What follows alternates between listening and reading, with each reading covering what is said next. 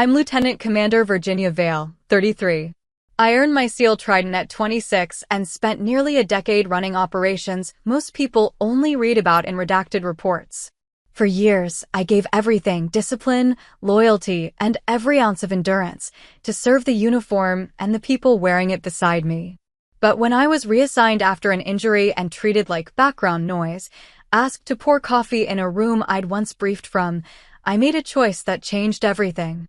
Have you ever been underestimated by someone who had no idea who you really were? If you have, tell me your story in the comments. You're not alone. Before I get into what happened that day in the briefing room, let me know where you're tuning in from.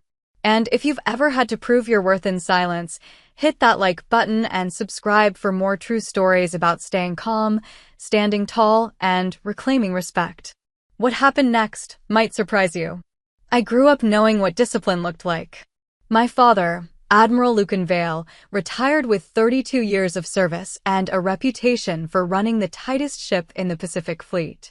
My mother, Commander Elise Vale, spent 2 decades in the Navy Nurse Corps, moving through field hospitals and carrier sick bays with the same calm precision she brought to our dinner table. In our house, excuses were polished away like tarnish on brass. You showed up, you performed, you improved. That was the standard. I entered the Naval Academy at 18 with a single goal: earn my place through merit, not legacy. My father never pulled strings, and I never asked him to. I studied reconnaissance and underwater demolition, drawn to the kind of work that required absolute focus and zero margin for error. When the SEAL integration program opened to women, I was among the first to volunteer. The training was designed to break you down to your most honest self. Cold water, sleep deprivation, endless physical punishment. I learned that my body could endure more than my mind believed possible, and that the only way through was forward. I earned my Trident at 26. The ceremony was brief, professional. My father shook my hand. My mother smiled quietly. That night, I set the pin on my dresser and stared at it for a long time, feeling the weight of what it meant. Not pride, exactly. Responsibility. My call sign came 3 years later during Operation Sable Cross, a joint task force extraction in hostile territory. Our intel had placed a captured recon team in a compound near the Syrian border. The mission window was tight. I led the breach team through a subterranean canal system, navigating by infrared in near total darkness. We pulled out 7 men, including a young Army major who would later make general. Command started calling me Reaper Zero after that. The name stuck. Then came the injury. A training accident during a high-altitude water insertion. My knee shattered on impact, 3 surgeries later, and a medical board review that ended my field career. I was reassigned to Joint Operations Intelligence Command, a desk job with a view of the Potomac and a supervisor who had never heard of Operation Sable Cross. Lieutenant Colonel Mason Holt was Army through and through, a man who wore his rank like armor and his opinions like medals. He was 39, fit, confident, and entirely uninterested in my service record. Our first meeting set the tone. "Commander Vale," he said, glancing at my file without opening it. "Welcome to the team. We run a tight operation here. I expect punctuality, attention to detail, and a team-first attitude." "Understood, sir." He leaned back in his chair. "You'll be supporting intel coordination, briefing prep, data synthesis, liaison work. Nothing glamorous, but it's essential." I nodded. "Supporting. Not leading. Not analyzing. Supporting. Any questions?" "No, sir." He smiled then, a practiced expression. "Good. I think you'll fit in just fine." I left his office and walked to my assigned cubicle, a narrow space near the copy room. Major Tessa Yoon, an Air Force officer with sharp eyes and a sharper sense of humor, watched me unpack my files.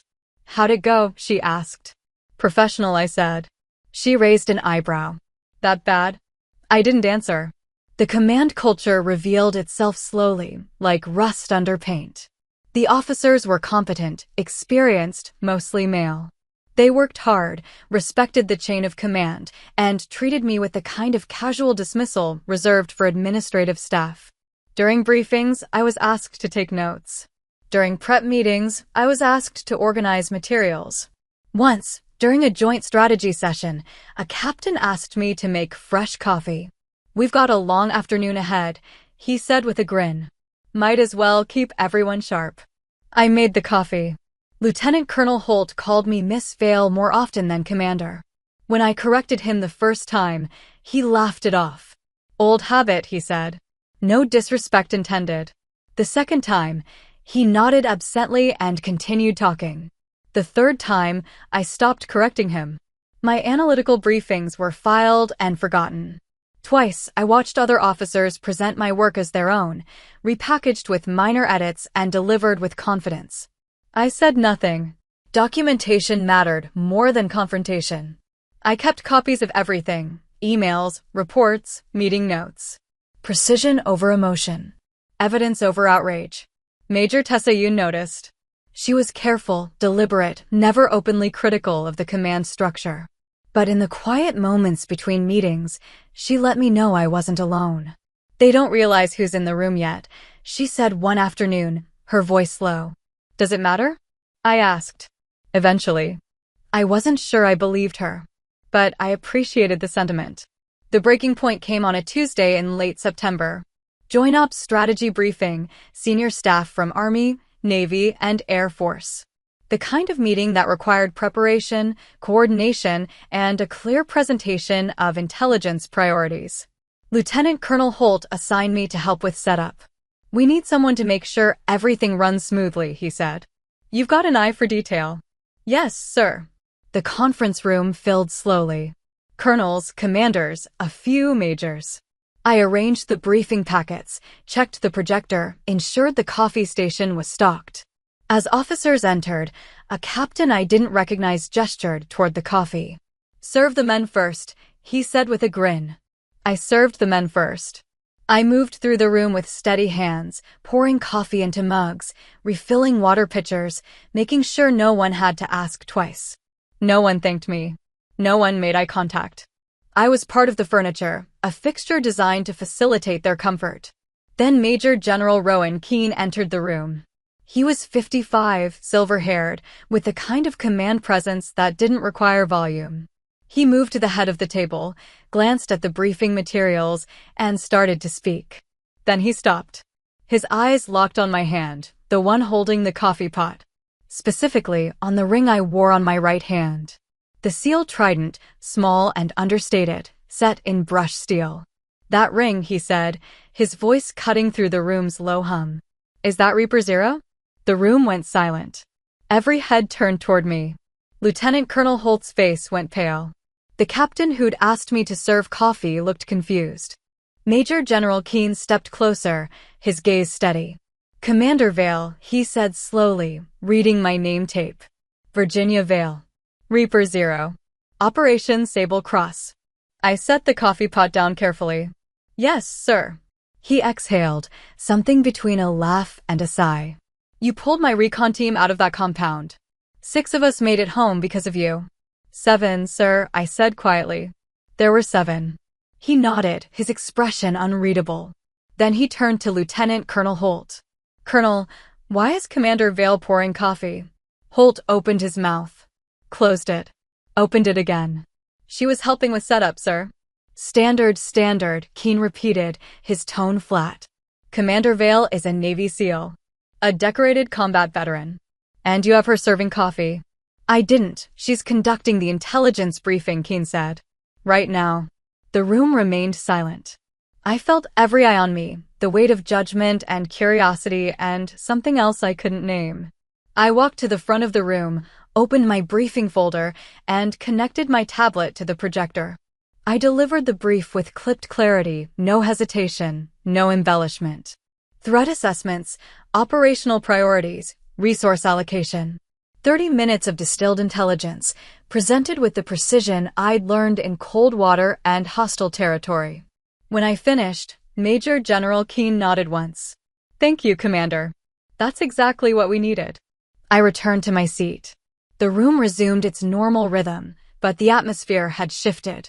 Lieutenant Colonel Holt avoided my gaze for the rest of the meeting. Lieutenant Colonel Holt found me 2 hours later in the corridor outside my cubicle.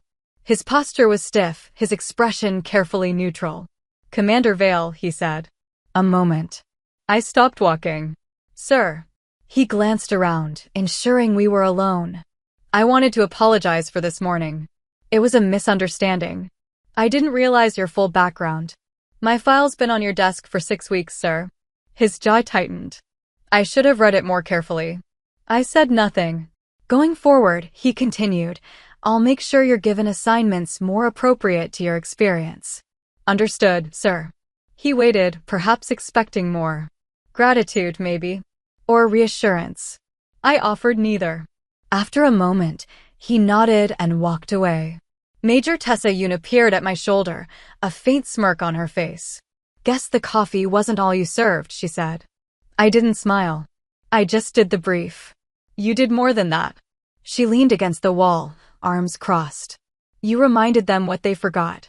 That night, in my apartment overlooking the river, I sat at my desk and stared at 2 objects, my sealed trident pin and my military ID badge. I'd spent years earning the first and a lifetime living up to the second. Symbols of endurance, not ego. My father had once told me that the uniform wasn't a costume you wore to impress people. It was a responsibility you carried so others didn't have to. I thought about the briefing, the coffee, the looks on their faces when Major General Keane recognized my ring. There was no satisfaction in it. No sense of triumph. Just the quiet confirmation that the work spoke louder than the whispers. I opened my laptop and began drafting my next intelligence assessment. Somewhere in the building, Lieutenant Colonel Holt was probably doing the same. Tomorrow, we'd return to the same conference rooms, the same meetings, the same chain of command. But something had shifted, a recalibration of expectations that couldn't be undone. My phone buzzed. A message from my mother. "Your father saw the briefing notes. He's proud. So am I." I set the phone down without replying. Pride wasn't the goal. Performance was. The following week, Major General Keane requested a private meeting. I arrived at his office early, as always. He gestured for me to sit, then handed me a folder. "Joint Intelligence Tasking Lead," he said. "New position. Multi-branch coordination, strategic assessment, direct reporting line to my office. I want you for it." I opened the folder, scanning the position description. It was the kind of role I'd been preparing for my entire career. The kind of role that demanded both tactical expertise and strategic vision. "This bypasses Lieutenant Colonel Holt's command structure," I said. "Correct. That's going to create friction." "I'm aware." Keane leaned back in his chair. "Do you want the position or not?" I looked at him, this general who'd been pulled from a compound in hostile territory by a team I'd led through a canal in the dark. His recon team had survived because I'd refused to accept the mission parameters as written. I'd found another way in, another way out. That was what reconnaissance meant. See the terrain. Adapt. Move. "Yes, sir," I said. "I want it." "Good." He closed the folder. "You start Monday."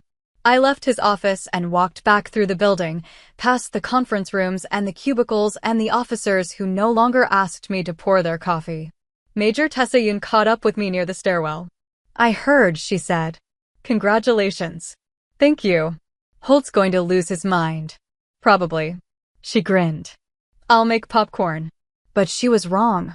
Lieutenant Colonel Holt didn't lose his mind. He did something worse. He complied with the transition orders while systematically obstructing the workflow.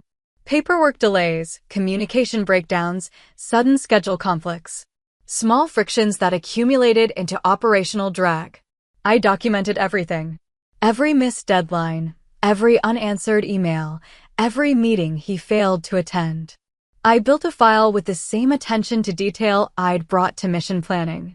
Precision over emotion. Evidence over accusation. Major General Keane noticed within 3 weeks.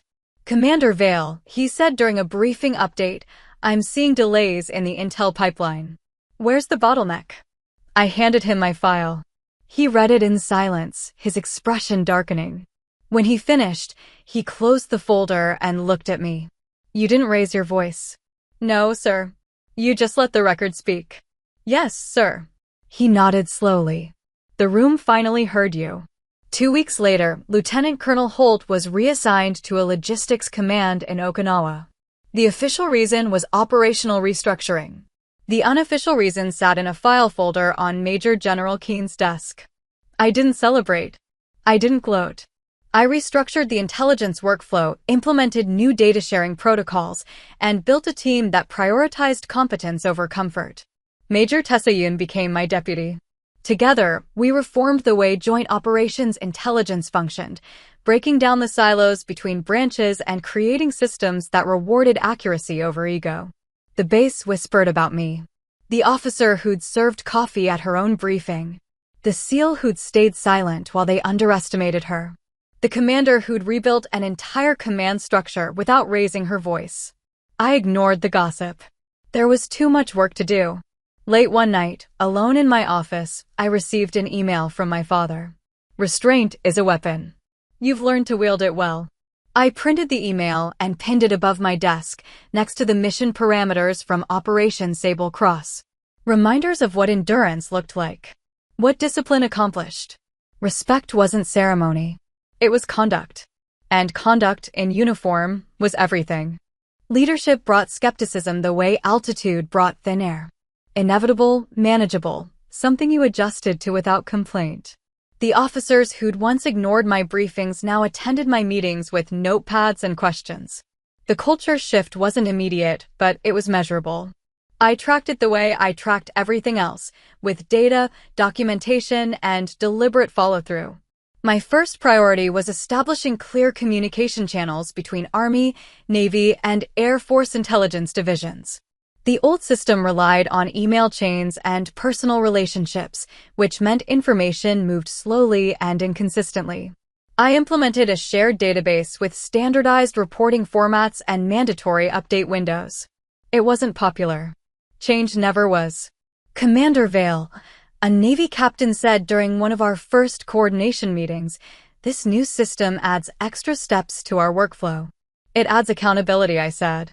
If that feels like extra work, we need to discuss your current process. He didn't bring it up again. Major Tessayun handled the Air Force integration with characteristic efficiency. She was a natural diplomat, able to translate my directives into language that felt collaborative rather than imposed. Where I saw systems and structures, she saw people and relationships. Together, we covered the full spectrum of command. "You're the hammer," she said one afternoon, reviewing our latest directive. "I'm the cushion." That makes it sound like I'm combative. "You're direct," she corrected. "There's a difference." I accepted that. Directness was efficient. It eliminated ambiguity and forced clarity. If people found that uncomfortable, they could adjust. The whispers continued, though they'd evolved. I was no longer the desk SEAL or the officer who poured coffee. Now I was the one who restructured workflows, who held people accountable, who expected results over excuses. Some admired it. Others resented it. I didn't track opinions. I tracked outcomes. 3 months into my new role, Major General Keen called me to his office. "How's the integration going?" he asked. "We're at 72% compliance with the new protocols," I said. "Remaining gaps are in legacy systems that require technical upgrades. Any personnel issues?" "Define issues." He smiled slightly. "Resistance. Pushback. The usual friction that comes with change." "Nothing that affects operational performance," I said. "Some officers preferred the old system because it required less documentation. They've adapted. Voluntarily. Eventually." He leaned back in his chair, studying me. "You know what your reputation is?" "I don't pay attention to reputation, sir." "You should," he said. "Because it's this: competent, demanding, and completely uninterested in being liked." I considered that. "Is that a problem?" "No," he said. "It's rare. Most officers at your level are still trying to be popular. You're trying to be effective. Effectiveness builds respect, sir. Popularity builds committees." He laughed, a genuine sound. "Where'd you learn that?" "My father." "Admiral Vale?" "Yes, sir."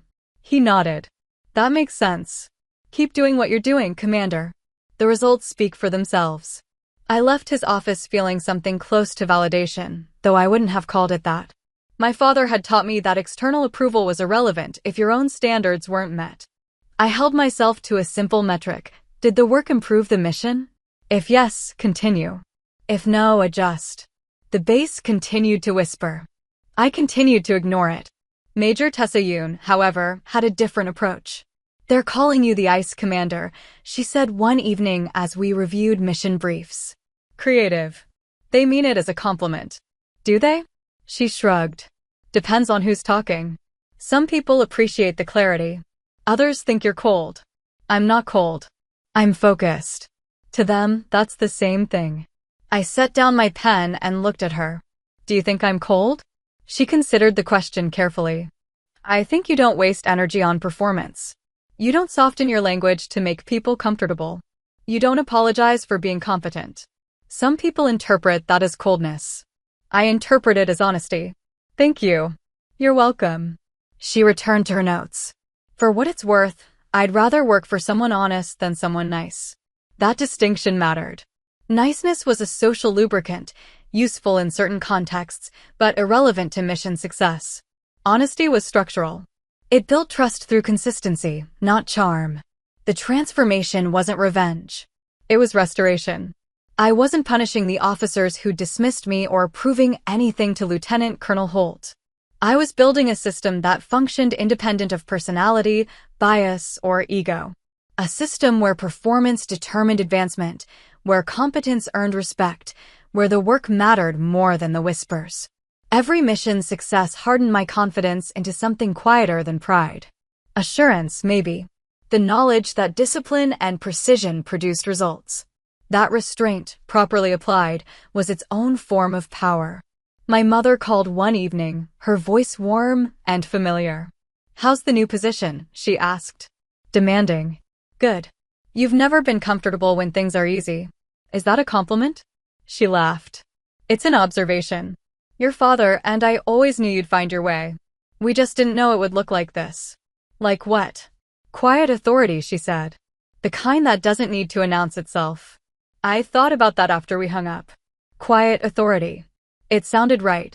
Not the volume of command, but the gravity of it. The kind of presence that made people stand straighter, work harder, expect more from themselves. I'd earned my trident in cold water and hostile territory. I'd earned my call sign leading extractions under fire.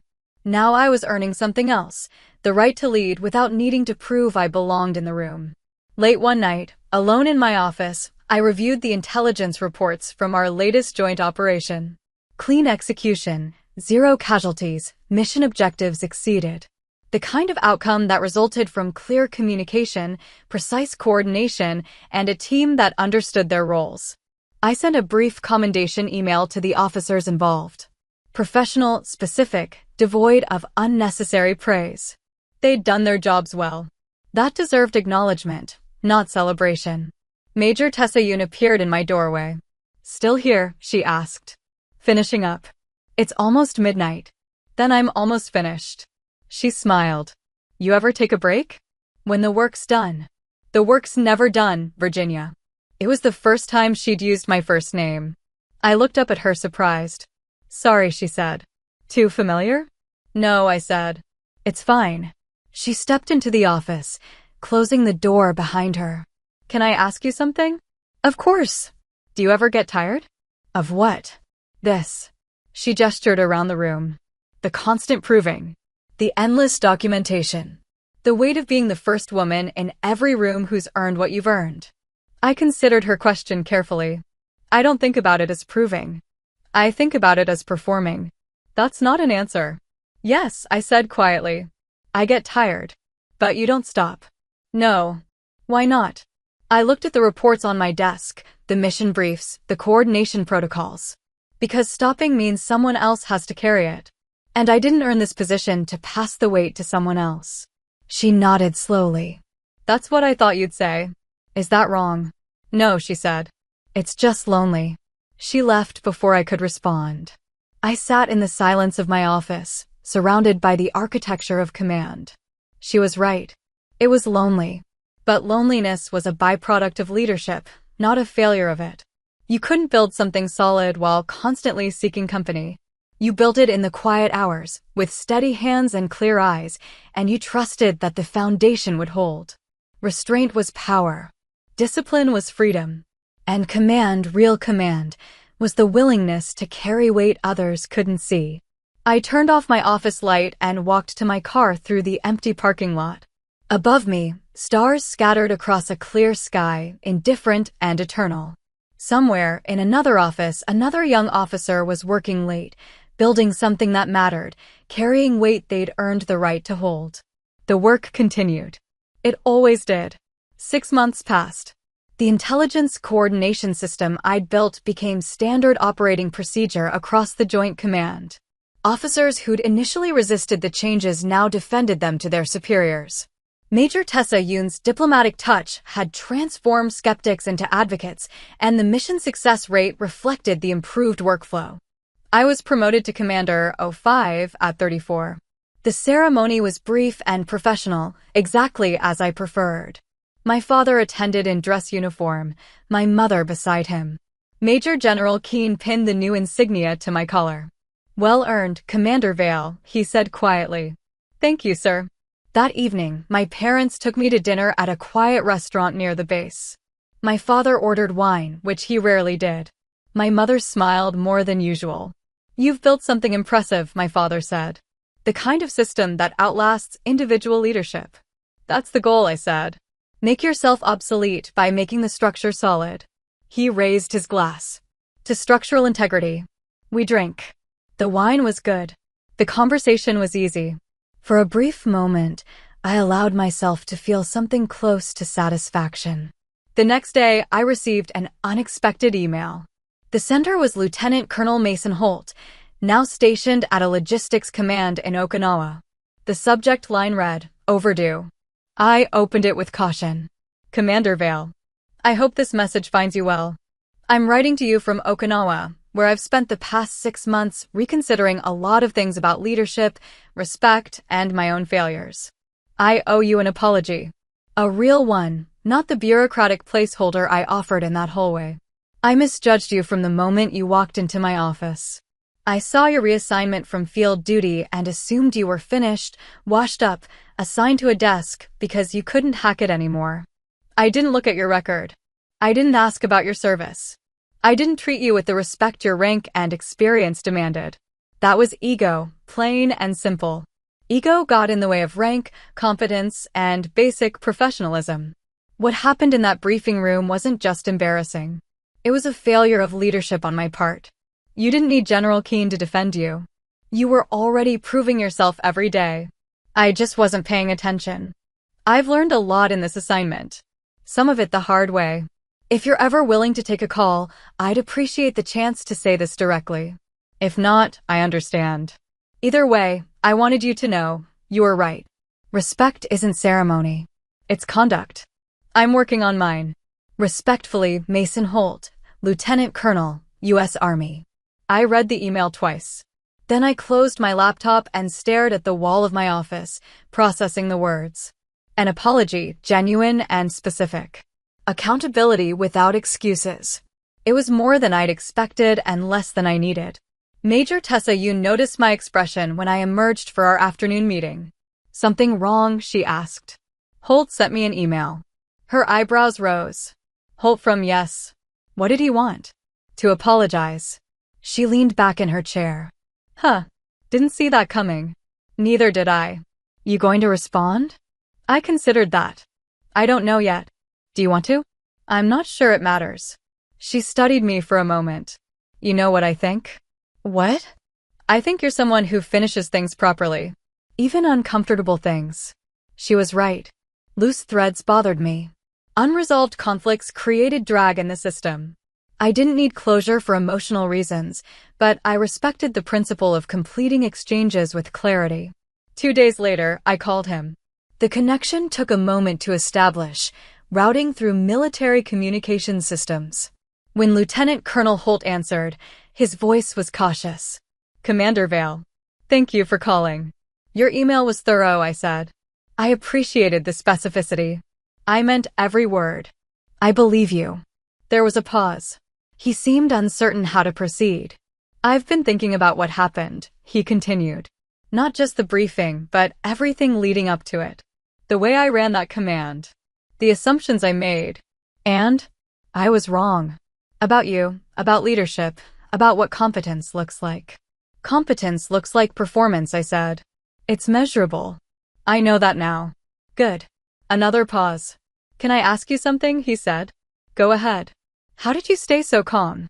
All those months, being dismissed, sidelined, treated like administrative support. You never lost your composure. Discipline, I said simply. Reacting emotionally would have confirmed their assumptions. Staying composed forced them to confront their own bias. That's strategic. That's survival. He exhaled slowly. I'm sorry, Commander. Truly. I accept your apology, Colonel. Thank you. But apologies don't rebuild trust, I said. Conduct does. If you've learned what you say you've learned, prove it in how you lead going forward. I will. Then we're finished here. Understood. And Commander. Yes. For what it's worth, the officers here ask about you. They've heard about the intelligence system you built. It's becoming a model for other commands. That's the goal, I said. Make the work matter more than the person. You've done that. I ended the call and sat quietly for a moment. Closure wasn't satisfaction. It was completion. A chapter finished, a file closed, a loose thread tied off. Major Tessa Yoon found me later that afternoon. How'd it go? She asked. Fine. Just fine. He apologized. I accepted. We moved on. She smiled. Most people would want more than that. I'm not most people. No, she agreed. You're not. That night, alone in my apartment, I thought about the call. About Lieutenant Colonel Holt's voice, the uncertainty in it, the genuine regret. About my own response, measured and professional. About the strange mathematics of forgiveness, where the equation balanced not through emotion, but through acknowledgement. My mother had once told me that grace wasn't about feelings. It was about choosing to release weight you didn't need to carry anymore. I wasn't sure I'd shown grace exactly. But I'd chosen not to carry his failure forward. That seemed close enough. I opened my laptop and drafted a brief email to Major General Keane, updating him on the quarterly intelligence metrics. The numbers were strong. Mission success rates continued to climb. The system worked because it was built on principles, not personalities. Before I closed the computer, I allowed myself one moment of reflection. I thought about the briefing room, the coffee pot, the moment when everything shifted. Not because of what I did, but because someone finally recognized what I'd already proven. The transformation wasn't revenge. It was restoration. Not of reputation, but of function. I'd rebuilt a system where competence determined value, where performance earned respect, where the work mattered more than the whispers. And in doing so, I'd learned something my father never explicitly taught but always demonstrated, that the strongest response to disrespect wasn't anger or vindication. It was simply continuing to be excellent until the room had no choice but to notice. 2 years passed with the steady rhythm of operational command. I led intelligence coordination for joint operations across 3 theaters, supported major strategic initiatives, and mentored 15 junior officers through their first combat deployment preparations. Major Tessa Yoon was promoted to lieutenant colonel and transferred to the NATO Intelligence Division in Brussels. We maintained contact through secure channels and occasional video calls. How's Europe?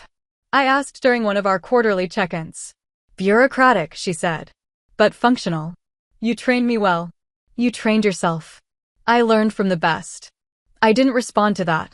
Compliments made me uncomfortable, not because I didn't appreciate them, but because they shifted focus from the work to the person. The work was what mattered. My father retired fully at 65, moving with my mother to a small house near Annapolis. They invited me for dinner once a month, and I attended when operational tempo allowed. The conversations were easy, familiar. My father asked about systems and structures. My mother asked about people and rest. I answered honestly, though I suspected my mother knew I wasn't sleeping enough. You're running yourself thin, she said one evening. I'm managing fine. That's not the same as thriving. I'm not built for thriving, I said. I'm built for functioning. She gave me a look that held 3 decades of nursing experience and maternal intuition. Those aren't opposites, Virginia. I changed the subject. In the spring of my 36th year, Major General Rowan Keane announced his retirement. The ceremony was formal, attended by senior officers from across the Defense Department. He'd served for 33 years, led operations on 4 continents, shaped policy at the highest levels. When he spoke to the assembled crowd, his voice carried the weight of experience and the lightness of completion. Leadership isn't about being the smartest person in the room, he said. It's about building a room where smart people can do their best work. If I've done that, I've succeeded. After the ceremony, he found me near the reception area. Commander Vale, he said. Walk with me. We moved through the building's corridors, away from the crowd. He led me to an empty office overlooking the Potomac. I wanted to thank you before I left, he said. For what, sir? For reminding me what real competence looks like. You didn't need reminding. Maybe not. But I needed the example. He looked out the window. That day in the briefing room, when I recognized your ring, that wasn't just about you. It was about everyone in that room learning what actual authority looks like. I just did my job. Exactly, he said. You didn't demand respect. You didn't argue for it. You just performed at such a high level that respect became inevitable. That's rare. He reached into his jacket and pulled out a small envelope. This is for you, he said. Don't open it until later. Sir, that's an order, Commander. I took the envelope. He shook my hand, his grip firm and brief, then left without another word. That evening, I opened the envelope in my apartment. Inside was a single sheet of paper, handwritten. Commander Vale, you pulled me out of that compound 6 years ago. I've spent every year since trying to serve with the same quiet fire you showed that night. Now it's your turn to carry the torch forward. Still serving with quiet fire. That's command. With respect and admiration, M.G. Rowan Keane, U.S. Army, Ret. I read it twice, then placed it in a drawer with my other meaningful correspondence. Quiet fire. The phrase resonated. Not the loud combustion of rage or ego, but the steady burn of discipline and purpose. The kind of fire that didn't announce itself, but warmed everything around it. The next morning, I was called to a meeting with the Deputy Director of Defense Intelligence. The position being discussed was Deputy Commander of Joint Intelligence Operations, a role that would oversee coordination across all military branches and interface directly with national security leadership. We're considering you for the position, the Deputy Director said. Your record speaks for itself. The question is whether you want it. What's the operational scope? I asked. Global. Multi-theater coordination, strategic assessment, direct advisory role to the Joint Chiefs. Timeline. 6 months transition, then full assumption of duties. I thought about the years I'd spent building systems, mentoring officers, proving that competence could reshape culture. This position would scale that impact exponentially.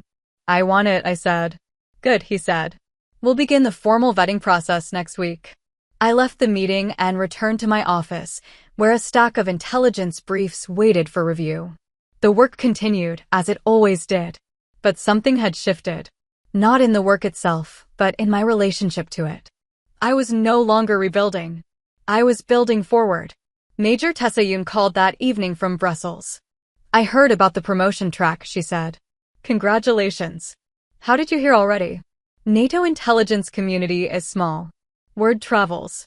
It's not confirmed yet. It will be, she said. You've earned it 10 times over.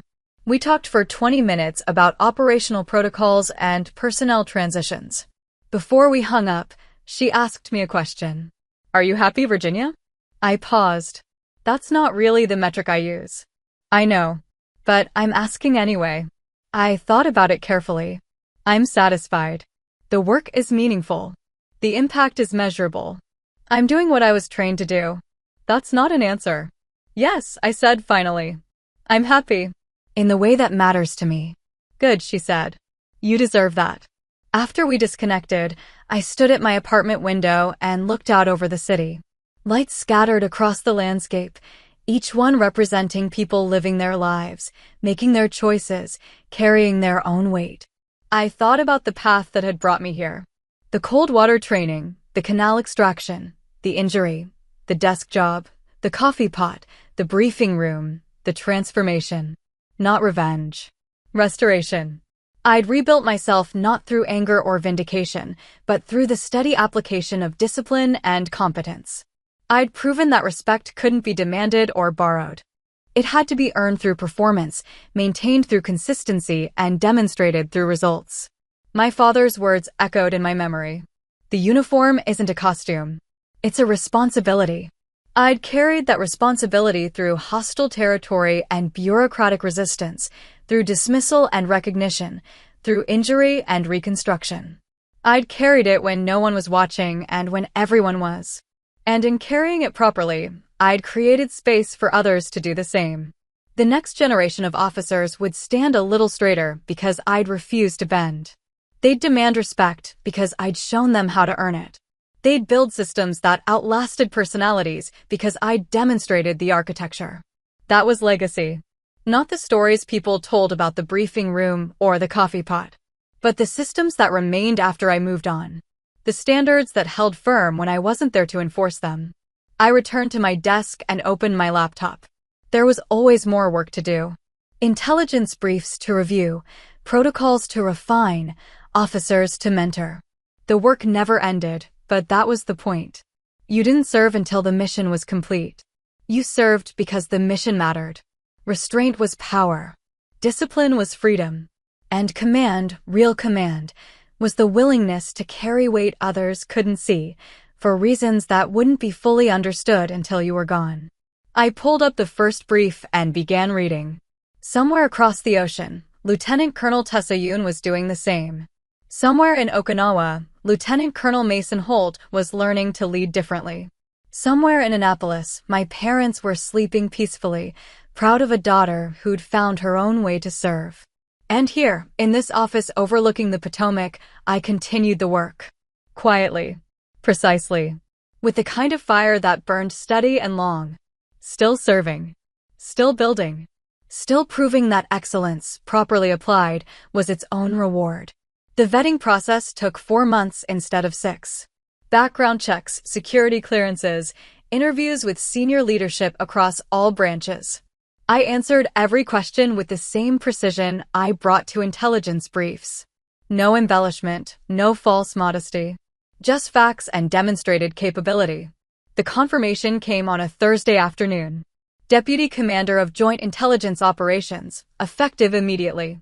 The ceremony was scheduled for the following week, but the work began that evening. I received briefing books on active operations in 7 theaters, classified assessments of emerging threats, and personnel files for the 100+ officers who would report through my chain of command. I read through the night. The ceremony itself was professional and efficient. My parents attended, along with a delegation of officers I'd worked with over the years. Lieutenant Colonel Tessa Yoon flew in from Brussels, citing essential NATO coordination as her official reason for the trip. We both knew better. Couldn't miss this, she said quietly before the ceremony began. It's just a promotion. It's vindication, she corrected. No, I said. It's continuation. The presiding officer, a 3-star admiral I'd briefed dozens of times, kept his remarks brief. Commander Vale has demonstrated exceptional competence in joint operations intelligence coordination. Her systems have improved mission success rates across multiple theaters. Her leadership has set new standards for inter-service cooperation. It is my honor to promote her to the position of Deputy Commander, Joint Intelligence Operations. New insignia. New responsibilities. Same work, larger scale. Afterward, my father approached me with an expression I couldn't quite read. Proud of you, he said simply. Thank you. Your mother wants pictures. We took the required photographs. Professional shots for the official record, informal ones for the family archive. My mother hugged me, something she rarely did in public. You've come a long way from that briefing room, she whispered. I was always here, I said. The room just finally noticed. That evening, a small group gathered for dinner at a restaurant near the base. Tessa, my parents, 3 senior officers who'd become something close to friends over the years. The conversation was easy, marked by the comfortable rhythm of people who respected each other's work. Captain Rafi Delgado, now a lieutenant commander, raised his glass. To Commander Vale, he said, Who taught us all that quiet confidence beats loud ego every single time? I'll drink to that, Tessa added. They drink. I nodded my thanks, uncomfortable with the attention, but recognizing the sincerity behind it. Later, after my parents had returned to their hotel and the other officers had departed, Tessa and I walked along the river. The night was clear, unseasonably warm for October. You did it, she said. Did what? Changed the entire culture of joint intelligence operations. Built systems that will outlast both of us. Proved that a woman could not only survive in this environment, but reshape it entirely. I just did my job. Stop, she said, her voice sharper than usual. Stop diminishing what you've accomplished. You earned this. You fought for this. Not with complaints or demands, but with performance so exceptional that they had no choice but to recognize it. I stopped walking. Why does that bother you? Because you won't let yourself acknowledge it. She turned to face me. Virginia, you're allowed to be proud. You're allowed to feel satisfied. You're allowed to recognize that you've achieved something extraordinary. Pride interferes with performance. No, she said.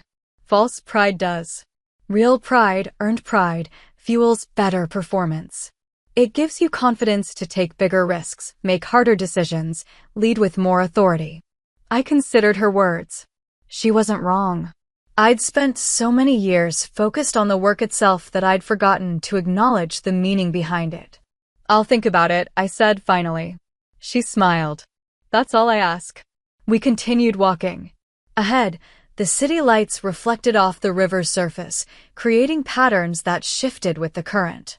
Constant motion, constant change, but the river itself remained. What's next for you? Tessa asked. The work. Always the work. What else is there? She laughed. Life, Virginia. Relationships. Rest. Joy. I have those things. Do you? I didn't answer immediately. The truth was complicated. I had my parents, my colleagues, the satisfaction of work well done. But personal relationships beyond that? Time for rest? Moments of uncomplicated joy? Those were scarcer. I have enough, I said finally. Enough isn't the same as fulfilled. It is for me. She let it go, but I could tell she disagreed. We walked in silence for a while, each processing our own thoughts. The next morning, I reported to my new office. Larger than my previous space, with windows overlooking the command center. My predecessor had left detailed transition notes, organized with military precision. I spent the first week learning systems, meeting key personnel, and identifying areas for improvement. The second week, I implemented my first change, mandatory cross-branch coordination meetings, held weekly, with standardized reporting requirements. The pushback was immediate but manageable. I'd learned that resistance to change was natural, but resistance to demonstrated success was rare. By the third week, the meetings were running smoothly. Officers who'd initially complained about the additional workload began seeing the benefits. Information flowed faster. Redundancies disappeared. Mission planning improved. I documented everything as always. One afternoon, I received a package by a military courier. The return address was listed as Okinawa. Inside was a brief note and a small wooden box. Commander Vale, I heard about your promotion. This belonged to my grandfather, who served in the Pacific during World War II. It's a challenge coin from his unit. He gave it to me when I made Major, told me to pass it along to an officer who embodied the values he fought to protect. I think he'd want you to have it. The inscription reads, Duty before distinction. That's you. Respectfully, Mason Holt, Lieutenant Colonel, U.S. Army. I opened the box. The coin was worn, brass with a patina that spoke of decades of handling. On one side, an eagle. On the other, the words he'd mentioned. Duty before distinction. I placed it on my desk, next to my sealed trident pin and the note from General Keane. Objects that marked the journey, not as trophies, but as reminders. Duty came first. Always. That evening, I called my mother. How's the new position? She asked. Demanding. Satisfying. Good combination. Tessa thinks I should acknowledge my accomplishments more. She's not wrong. You agree with her? Virginia, my mother said gently, you've spent your entire life proving you belong. You've done that. Now it's time to recognize that you don't just belong. You lead. I'm working on it. I know you are. That's why I'm not worried. After we hung up, I sat at my desk and looked at the objects arranged there. The trident, the note, the coin, each one representing a different aspect of the same truth. That service meant carrying weight others couldn't see, for reasons they might never fully understand. But maybe, just maybe, it also meant allowing yourself to recognize the weight you'd already carried, to acknowledge the distance you'd traveled, to accept that you'd earned not just your position, but your peace. I wasn't there yet, but I was closer than I'd been in the briefing room, pouring coffee with a seal ring on my finger, waiting for someone to notice what I'd already proven. The transformation wasn't complete, but it was real, and that, for now, was enough. 5 years passed. I turned 41 in the same quiet way I'd marked every birthday, acknowledgement without celebration, gratitude without ceremony. The work had become something beyond career advancement. It was architecture now, the building of systems that would function long after I moved on. Lieutenant Colonel Tessa Yoon made full colonel and returned stateside to command an intelligence wing at Langley. We had lunch once a month, discussing operations with the ease of people who'd built trust through shared competence. "You're different," she said during one of these lunches. "How so?" "Lighter," she said. "Still precise, still disciplined. But less rigid." "Age does that." "No," she corrected. "Acceptance does that." She was probably right. Somewhere in those 5 years, I'd stopped fighting gravity and learned to work with it instead. The systems I'd built were mature now, running smoothly across all branches of joint operations. My focus had shifted from construction to cultivation, ensuring the next generation of officers understood not just the protocols, but the principles behind them. I mentored 23 junior officers during those years. Taught them that competence was a language, that discipline created freedom, that respect couldn't be demanded but only earned through consistent excellence. Some learned faster than others. All of them learned. My father's health declined gradually. A series of small strokes, each one taking a piece of his sharpness, leaving behind a softer version of the man who'd shaped my understanding of duty. My mother cared for him with the same precision she'd brought to field hospitals, but I could see the toll it took. "He's proud of you," she told me during one of my visits. "I know." "No, I mean he tells me every day. Sometimes twice." The memory issues make him repeat himself, but the pride is constant. I sat with him that afternoon in their sunroom overlooking the water. He didn't always recognize me immediately, but once he did, his eyes cleared. "Commander," he said, using my rank the way other fathers might use endearments. "Admiral," I replied, following our old pattern. "How's the work?" "Steady." "Good." "That's right. Keep it steady." He paused, searching for something. "Did I ever tell you about restraint?" "Many times." "It's a weapon," he said. "The kind that doesn't make noise but wins wars." "I remember." He nodded, satisfied, then drifted into quiet contemplation of the water. I sat with him for an hour, saying little, both of us comfortable in the silence that had always marked our relationship. He passed away 3 months later, peacefully, in the early morning. My mother called me at dawn. "He's gone," she said simply. I took emergency leave and flew to Annapolis. The funeral was military, formal, attended by officers who'd served with him across 3 decades. They told stories about his leadership, his precision, his unwavering commitment to duty. I listened to each one, recognizing the man they described, but knowing a different version. The father who'd taught me that excellence was quiet, that discipline built freedom, that service meant carrying weight no one else could see. During the reception, a retired captain approached me. "You're just like him," he said. "Thank you." That wasn't necessarily a compliment, he added gently. "Your father was brilliant, but he was also isolated. He carried everything himself. Never asked for help. That was his strength. It was also his limitation." I thought about that conversation for weeks afterward. My father had built an extraordinary career through discipline and competence, but he'd done it alone. My mother had been his partner, but even she hadn't fully penetrated the walls he'd constructed around his sense of duty. Was I following the same pattern?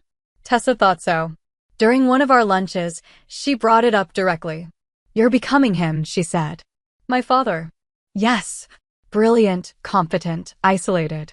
"I'm not isolated. I have colleagues, Mencio." "Professional relationships," she said. "What about personal ones?"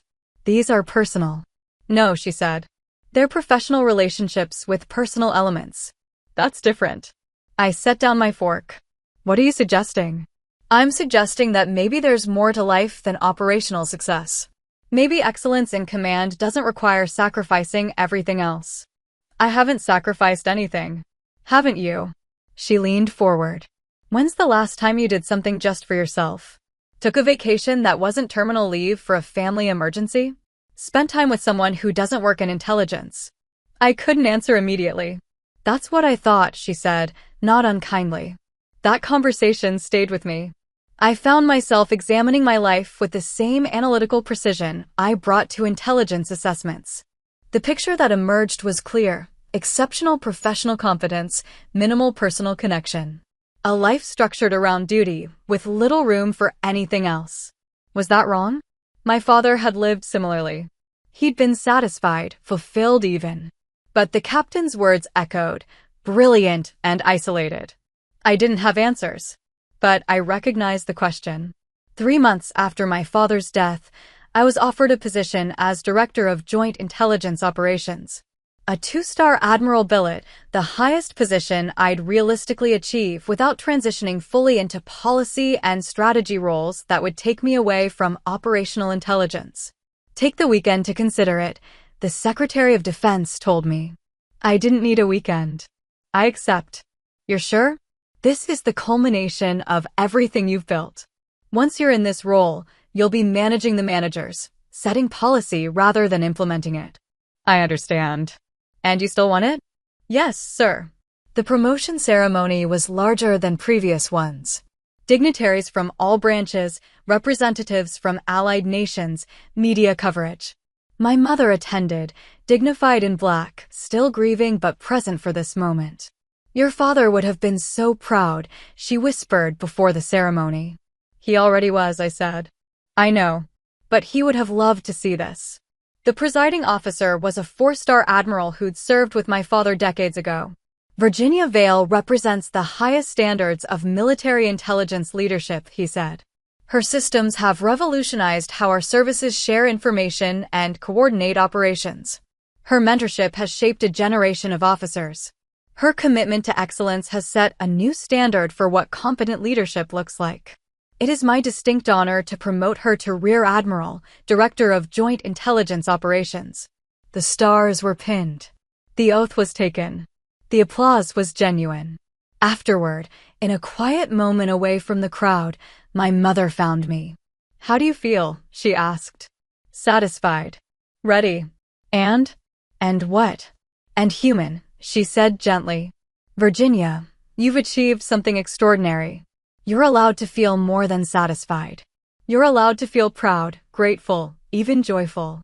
I looked at her, this woman who'd spent 40 years as a military nurse, who'd raised me to value discipline and duty, who'd buried her husband 3 months ago and still found the strength to stand here supporting me. "I'm working on it," I said quietly. She smiled. "That's all I ask." That evening, alone in my apartment, I stood at the window overlooking the city. 2 stars on my collar now. Director of Joint Intelligence Operations. The culmination of 23 years of service, from cold water training to combat operations to command leadership. I thought about the briefing room, the coffee pot, the ring on my finger. The moment everything shifted. They'd thought I was pouring coffee. I'd been pouring restraint. And restraint in uniform was power. The transformation had taken years. Not revenge, but restoration. Not proving worth, but building systems that made worth irrelevant. Creating structures where competence determined value, where performance earned respect, where the work mattered more than the whispers. I'd done that. The systems held. The next generation stood straighter. But Tessa was right. So was that retired captain. Excellence in one area didn't require emptiness in others. My father had believed it did, and maybe that belief had limited him in ways I was only now beginning to understand. I didn't have answers yet, but I recognized the question. And recognizing the question I'd learned was always the first step toward finding solutions. The next morning, I entered the briefing room as director for the first time. 15 officers stood as I walked in, representing all branches of service. Some I'd worked with for years. Others were new assignments, officers I'd selected personally for their competence and character. I set my materials on the table and looked at them. They waited in silence, attentive, professional. Ready. Sit, I said. They sat. I didn't begin with pleasantries or mission statements. I began with the work. Intelligence coordination across joint operations currently operates at 87% efficiency. Our target is 95%. The gap represents systemic delays in information sharing between theater commands. We're going to close that gap. Here's how. For the next 90 minutes, I outlined new protocols, identified bottlenecks, assigned responsibilities. The officers took notes, asked clarifying questions, offered suggestions. It was everything a command meeting should be: focused, efficient, collaborative. As the meeting concluded, I noticed something. A young Navy lieutenant in the back row, taking notes, but also watching me with careful attention. Not the watchfulness of suspicion, but of study. Learning not just the protocols, but the approach. After the others filed out, she approached me. "Admiral Vale," she said. "Permission to ask a question?" "Granted." "How did you build this?" "The entire intelligence coordination system." "Where did you start?" I studied her for a moment. Lieutenant Junior Grade Sarah Chin, according to her name tape. Recently transferred from Signals Intelligence, top marks in her technical training, recommended by 3 separate commanders. "I started with a problem that needed solving," I said. "Then I solved it. Then I documented the solution so others could replicate it." That's it. That's the technical answer. The real answer is that I refused to accept inefficiency as inevitable. I treated poor coordination as a solvable problem, not a cultural reality. She nodded slowly. And when people resisted, I demonstrated results. Resistance to change is natural. Resistance to proven success is rare. "Thank you, Admiral." She turned to leave, then paused. "May I ask one more question?" "Go ahead." "Did you always know you'd end up here?" "In command?" "I considered that." "No. I knew I'd do the work well." "The command came because the work spoke for itself." She smiled slightly, saluted, and left. I gathered my materials and returned to my office. On my desk, amid the operational reports and intelligence briefs, sat a small envelope. Inside was a note from Tessa. "Congratulations on your first day as director. Don't forget to eat lunch. Don't forget you're human. Don't forget that excellence includes rest. Your friend, Tessa." I smiled despite myself. She knew me too well. That afternoon, I did something unusual. I left the office at 1700 hours, drove to a park near the river, and walked for an hour. No phone calls, no briefings, no operational planning. Just walking, watching the water, letting my mind settle. It felt strange at first. Inefficient. But gradually, I recognized the value. Rest wasn't weakness. It was maintenance. Even the best systems needed downtime to remain effective. When I returned home, I called my mother. "How was your first day?" she asked. "Productive." "Of course it was. Did you do anything else?" "I went for a walk." There was a pause. "Really?" "Tessa's influence." My mother laughed, a sound I hadn't heard much since my father's death. "Good. She's a good influence. She's persistent. That's why she's good for you." We talked for 20 minutes about small things. Her garden, the weather, a book she was reading. Normal conversation, the kind I rarely made time for. When we hung up, I felt something unfamiliar. Not satisfaction or completion, but something gentler. Connection, maybe. The weeks settled into a new rhythm. Morning briefings, operational planning, mentorship sessions, policy development. But also, weekly lunches with Tessa, monthly dinners with my mother, occasional walks by the river. Small adjustments to a life that had been built entirely around duty. The systems I'd created continued functioning at high efficiency. Mission success rates remained strong. The next generation of intelligence officers developed competence and character. The work continued. But I was learning something my father never had, that excellence didn't require sacrifice of everything else. That rest enhanced performance rather than diminishing it. That personal connection strengthened leadership rather than weakening it. 6 months into my new role, Lieutenant Junior Grade Sarah Chin requested a mentorship meeting. I approved it immediately. "Admiral," she said when she entered my office, "I wanted to thank you." "For what?" "For showing me what leadership looks like. Not the loud kind or the political kind. The competent kind." "You're welcome." "I've been studying your career," she continued. "The SEAL training, the combat operations, the transition to intelligence, the systems you built. It's remarkable." "It's just work, Lieutenant." "No," she said firmly. "It's legacy. You've changed how joint operations function. That impact will last decades." I didn't respond immediately. Legacy wasn't something I thought about often. The work was the work. But she was right. The systems would outlast me. The standards would hold. The next generation would build on foundations I'd laid. "What do you want to know?" I asked. "How do I do what you did?" "Not the specific path, but the approach. How do I build something that matters?" I leaned back in my chair, considering the question carefully. "Start with the problem in front of you. Solve it better than anyone expects. Document your solution. Share it. Then find the next problem. That's it. That's the foundation. The rest is discipline, persistence, and refusing to accept mediocrity as inevitable. And when people dismiss you, when they underestimate you, let them," I said. "Their assumptions are their limitation, not yours. Focus on performance. Results speak louder than arguments." She nodded, absorbing this. "And restraint?" "I've heard people describe your leadership as restrained but powerful." "Restraint isn't weakness," I said. "It's precision. It's choosing your battles, conserving energy for what matters, and refusing to waste effort on proving yourself to people who aren't paying attention anyway." "Did you learn that in SEAL training?" "No. I learned it from my father. SEAL training just reinforced it." We talked for another 30 minutes. I shared specific examples, operational challenges I'd faced and how I'd approach them. She listened with the kind of focus that indicated she'd remember every word. After she left, I sat quietly in my office. The sun was setting over the Potomac, casting long shadows across the command center visible through my window. Officers moved through the space below, executing the protocols I'd designed, upholding the standards I'd established. This was legacy. Not the rank or the ceremony, but the systems that functioned after you left the room. The standards that held when you weren't there to enforce them. The officers who stood straighter because you'd shown them what excellence looked like.